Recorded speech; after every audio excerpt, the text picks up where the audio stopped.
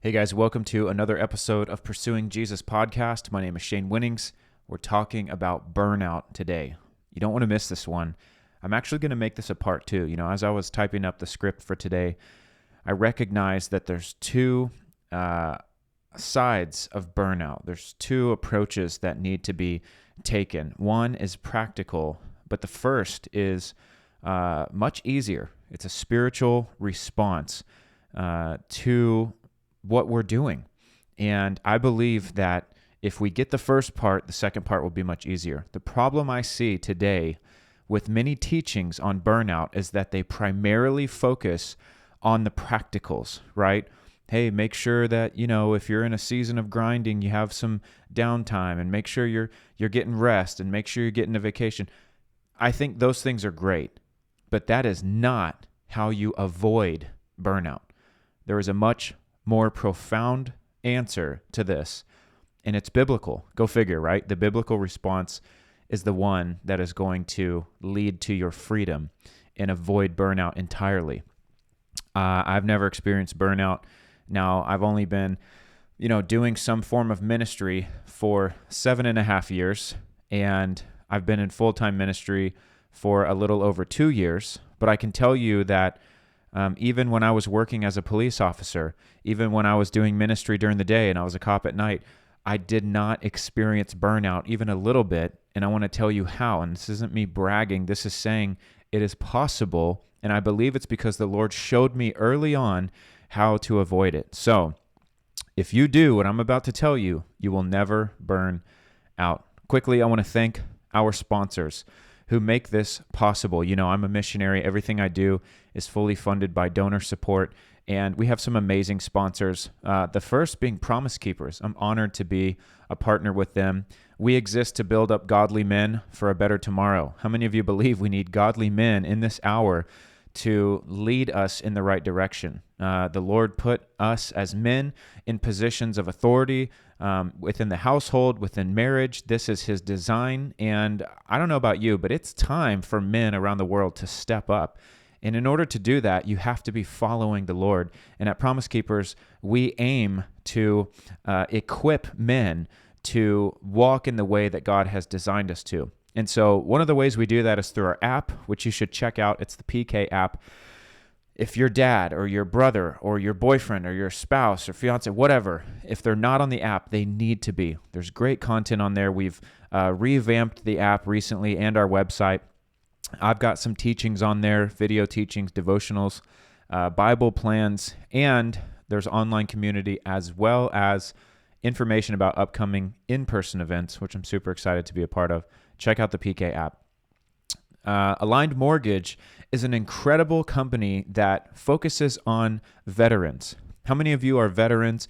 You're looking to get into a home, but maybe the bank doesn't see you as a person. They just see you for the numbers, right? Your credit score, your whatever. Aligned Mortgage is incredible because they consider the whole person. Isn't that how a kingdom-minded business should be? It's not all about numbers. Sometimes maybe the numbers don't look great, but they can make things happen for a person because, I am more than my credit score. I am more than my income. And this company looks at the whole picture. I think it's amazing. We're so grateful to be with them and have our mortgage with them. And so if you need help as a veteran, using your VA loan, learning about your VA loan, which only 15% of veterans use, 85% don't. It's insane. Go to alignedmortgage.com. Ask for my friend Ronnie. Tell him I sent you there, and they will hook you up. They're incredible.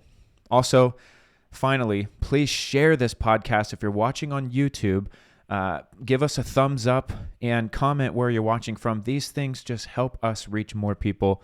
Thank you so much as you watch, as you share, as you comment and participate. Let's get into this. This is why burnout happens. Now, again, I'm not going to get into the practicals, really. We're going to talk about that tomorrow in part 2. But this is truly why burnout happens. Burnout happens because your focus shifts from faith to flesh. Your focus shifts from faith to fruit. That is it. That is actually the only true reason that burnout happens. How do I know? Because if you are doing something that was fulfilling and you just loved it, and it was you were doing what God told you to do, and you're just walking in your lane, and you feel like you're in your element, you feel like you're never going to burn out. I mean, tell me if I'm wrong. When you're doing what God created you to do, whatever that is for you, because it's different for every person. Not every person is a preacher. Not every person is has some part of the fivefold ministry. God is using people in different spheres of influence in different areas around the world. The 7 pillars they talk about. Maybe you're in that element and God is using you and you just feel like, dude, I could do this all day, every day for the rest of my life. I love this. Why would you burn out? You would only burn out if you begin to look at the fruit alone, or you begin to look through the lens of your flesh instead of faith. Here's what I'm talking about. You've got a pastor, say, or, a youth leader, or maybe you're listening and I don't know, you run a Jesus club or something like that. And it can be tempting for you to look at the number, or maybe the lack of the number of people who come to your group. And where you once started with fire and passion and zeal, and you started in faith, and most importantly, you started out of obedience to God, now you're assessing, you're analyzing, you're surveying, you're saying,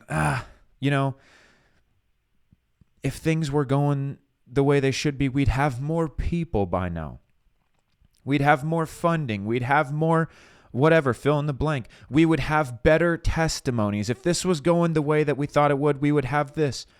Now, again, I'll get into the practicals tomorrow. It's not to say that there isn't a place to work in an excellent way to try to improve things unto God, but this is not the heart of someone who's burning out. They're not looking to make something excellent for the Lord. Those who burn out, and I'm not condemning anyone, you guys probably have heard me by now. That's not my aim. That's not my, it's not the way I go about things. It's not my MO. But I tell it how it is. And if you are burning out, that is because you have lost sight of why you started. And you're looking at the fruit.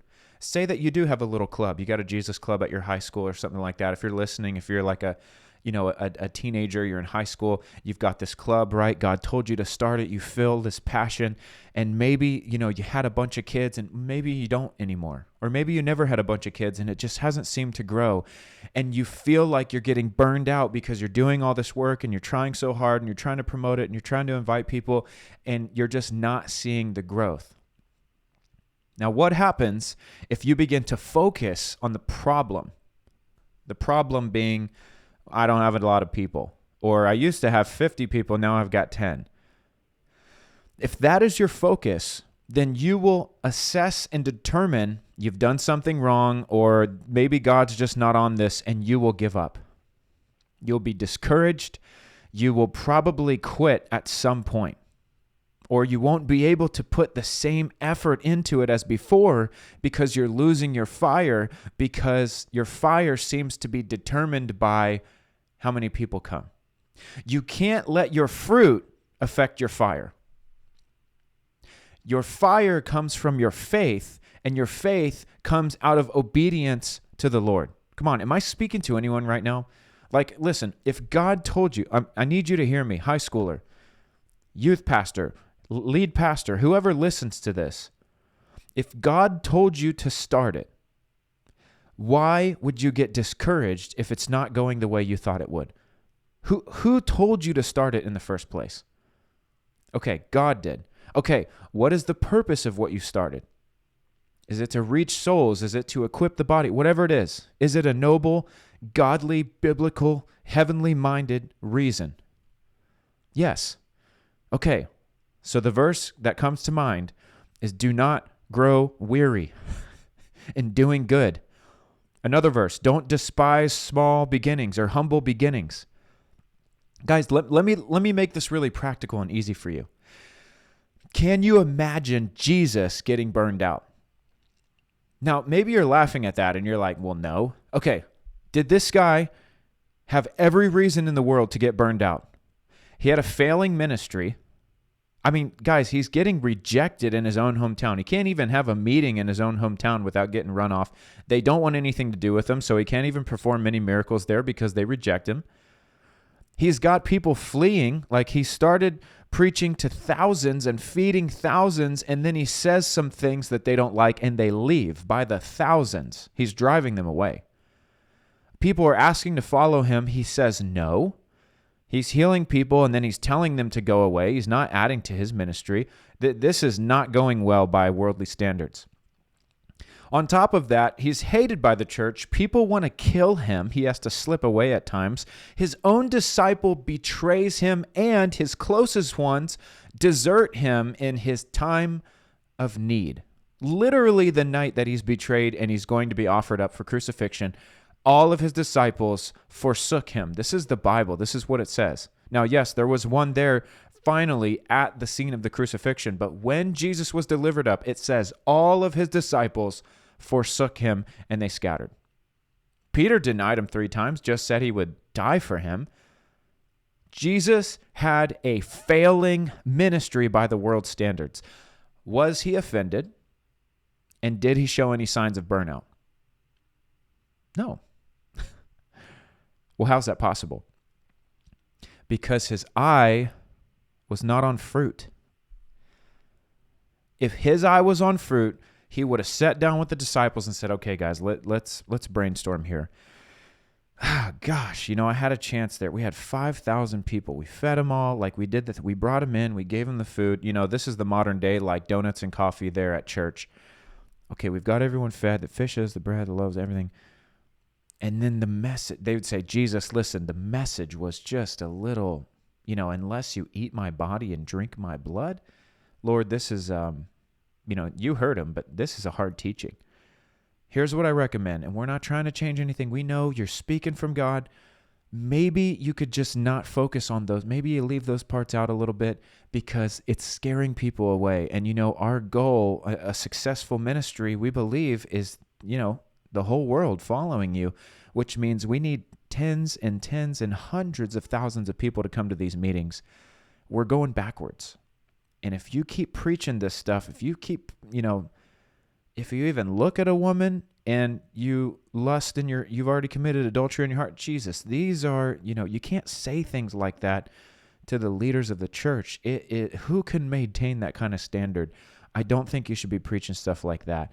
And then imagine Jesus being like, yeah, you guys are right. You guys are right. We're driving people away. I need to be a little bit softer. I need to be more compassionate, a little more considerate. That is ridiculous. Jesus would never do that. Why? Because he came for a purpose. He came to reveal God in the flesh. He said, if you've seen me, you've seen the Father. I'm the visible image of the invisible God. He came to redeem mankind and reconcile us, restore us back to the Father through his death on the cross. Nothing was going to make him deviate from that plan. Nothing was going to discourage him. Are you with me?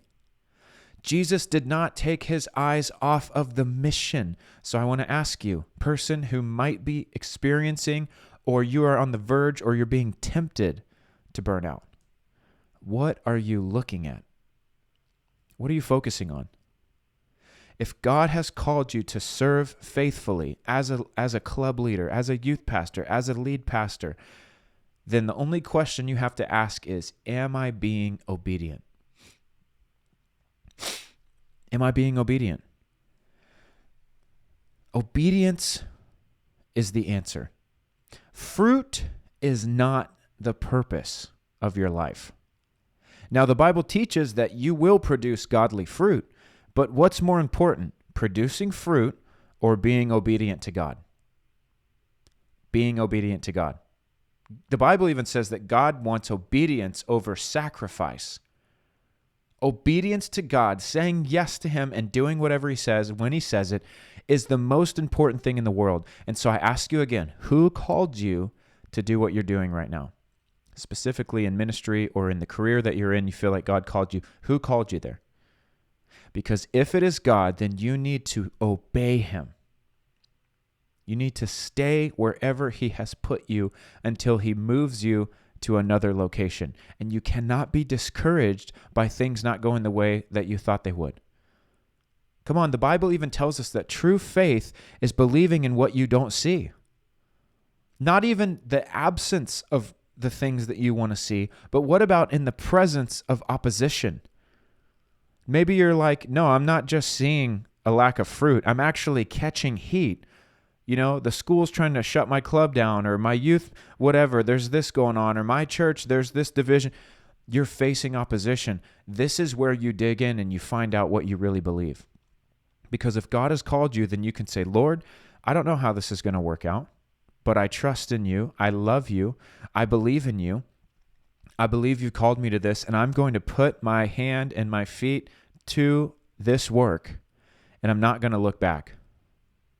I'm not going to second guess. I'm not going to be double-minded. You've called me here. I'm going to serve. And I know that when my time is up here, you will move me somewhere else. You're a perfect Father. You speak to me. I can hear your voice. And I thank you, God. I'm not going to miss it when you tell me something. I'm not going to miss it when you move me. I'm not going to miss it. I can hear your voice. Some of you just need to encourage yourself with that fact. Lord, I can hear your voice. And I thank you that you do speak to me. And I thank you that you hear me, God. We are in a relationship. We communicate. And Lord, I'm going to serve in this place faithfully. Even now, maybe you need to repent for looking at fruit. Maybe God's called you into an online ministry. I'll tell you, this is a killer for anyone who struggles with performance-based results, right? God's called you to online ministry, and I can't tell you how many messages I get of people who are like, how do I grow my online ministry? I'm not getting any views. Did God call you to it? Now listen, just because it's a godly thing doesn't mean God called you there. It's fine that you want to step out, but some of you maybe were not called to preach on social media. Now, we're all supposed to preach, don't get me wrong, but there are some people who it's clear there's a grace for them to be on social media because it's like everything they do explodes. And then there's people who are just doing it because they just want to, which I think is a great heart. Or some feel obligated to, which isn't necessarily a healthy thing. But listen, we're all trying to hear the Lord. We're all working. But maybe you felt this like, I should be preaching on social media, and then it's not working out. You need to assess. It's okay if God tells you, hey, this isn't where I want you focusing your efforts right now. I want you to focus your efforts somewhere else. But then there's this place where you're called to social media, but you're not seeing the fruit. You just keep going. I can't tell you how many times I've been banned, my TikTok account taken down, almost 1 million followers, censored, shadow banned, people saying they made them unfollow me. They removed them as followers from my account. They don't get notified of my post. People ask me, hey, are you still making content? And I'm posting videos like almost every day. If I look at just the fruit, I will get discouraged. I'll say, oh God, what's going on? I used to get millions of views, and now some of these videos, they don't even get 1,000 views. The big tech is censoring me. I don't know if I should be doing this anymore. That's not even up for discussion. If God called me here, I'm going to stay here until he tells me to move on. And he hasn't told me to move on. So here I am, still making content, still recording, still pushing things out, not getting discouraged by the views, not getting discouraged by the engagement. People ask me, how did you grow on YouTube? I said, I posted 3 to 7 times a day for 10 months. A minimum of 3 times a day. Sometimes I was posting 7 short reel videos a day, YouTube Shorts, for 10 months. And I saw the most minimal growth possible. I mean, by man's standards, it was not worth it, what I was doing. It wasn't. I was not getting the return for the work I was putting in. But God told me to do it. You know what happened? In the 11th month, my account, my analytics skyrocketed. I began to grow 20 to 40,000 subscribers a week. And I went from 10,000 to 400-something thousand within a couple of months. I mean, it happened so fast. Why? God told me to do it. And when I continued in faith, despite the opposition, so to speak, the lack of fruit, I did not let that discourage me. I kept going. And then I saw a harvest. Let that be a word for some of you. You're plowing right now and you're saying, man, it doesn't even feel worth it, but I feel like I'm supposed to be doing this. Obedience is more important than anything else. If God has called you there, stay there. And the way that you keep your heart from getting worn down, the way that you keep your mind from racing, the way that you stay invested is you do what Paul says. Don't try to finish in the flesh what you started in the spirit. If you started with this passion, this zeal, those things are great, but zeal will come and go. Obedience to the Lord is more important than zeal. What does that mean? There's times when I want to obey God so bad on a word he's given me or whatever. Like everything in me is, yes, let's do this. This is so awesome. And then if you've been a Christian long enough, you can attest to what I'm about to say. There's times when God asks you to do something and you're like, oh, Lord, I don't want to do that. Please ask me anything else. Right? But what do? You do it because you don't want to disobey God. The zeal, the passion, the emotional response, it's not always there. But obedience must always be there. And so you just keep plowing. And God can reward your obedience. He cannot reward your disobedience. He cannot reward you for continuing in the faith if you back out early because you got discouraged. Is this speaking to anyone? Like, this is how you avoid burnout. I have never been burned out in over 7 years. Over 2 years of full-time ministry, traveling 50,000 miles plus a year, many different churches, many different whatever. I have a family. It's a lot. But I don't focus on these things. I don't focus on, oh gosh, all these miles and this and that. I don't focus on like, well, I traveled this far and, this person didn't pay, or this person, I went this far for a meeting and there were only 10 people there. Like, I've preached at 5,000, a conference of 5,000, and then like a month later, I was asked to drive out like hours to a meeting that was very, very small, and I didn't know if I was going to be paid. And I don't even care, because if any of you have ever done ministry with me, I don't ask that. People say, what do you charge? I don't. I'm coming to preach the gospel. I believe in what I'm doing. Like, do people bless me? They do. I never ask. We never dictate an amount. I never ask for any of that stuff. I have to keep my heart pure. But you could get burned out easily if you begin to look at these things. That's why if you notice on my booking form, it doesn't say, well, how many people are going to be there and this and that. Why? Because I am not trying to get my head wrapped around fruit. All I want to know is, where do I need to go, and do I need to book my own stuff? Or are you guys booking it? And then I'll ask God, yes or no. It can be so easy for ministers to begin to look at the fruit and go, well, this place pays more. This place doesn't pay. This place has 1,000. This place has 10. And you measure by the fruit. That's a problem, because you're revealing that you're living your life in a fleshly way in some sense, and you are eligible for burnout. What if this place has 1,000 people and it pays $3,000? This place has 10 and they say, hey, look, we're a little ministry. We can't really afford to do anything. What if God wants you to go there? But you're in your flesh. You're thinking naturally. You're not even listening for God. Come on, I know this is speaking to someone. Remove all of those things. Who even cares? I just want to know, God, what do you want me to do? And then I say, yes, sir. And I just go do it. And I avoid burnout. Now, tomorrow we're going to get into some of the practicals, because I have been in situations, in seasons where I was not walking in my lane. I was not where God wanted me to be any longer, and I began to feel that wearing on me. And when I assessed it and I said, Lord, why am I being tempted to be discouraged? Why am I feeling this desire to just like quit and be burned out? Like, I feel this, it's like burnout was at the door and it was knocking.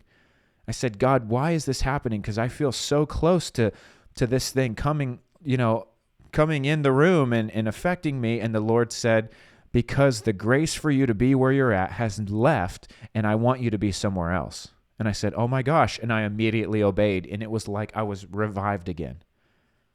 So I'm going to get into this tomorrow of it doesn't always mean just grind it out wherever you are. That's not what I said. I said, make sure you are obeying God. And there are little signals and there are, red flags, so to speak, not in a bad way, but I didn't really know how to word that differently, where you just recognize, oh, wait, something might have changed. It's time to go to prayer. It's time to reassess. Am I still supposed to be here? Am I dealing with a wrong perspective, or is God truly calling me out into something different?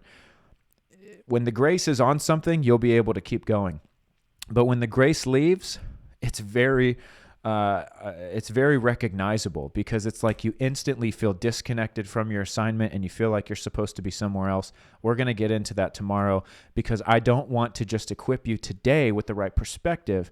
Tomorrow, I want to give you the tools to practically navigate different seasons of life, because as cliche as that word is, and Christians use it all the time, it does seem like there are different seasons.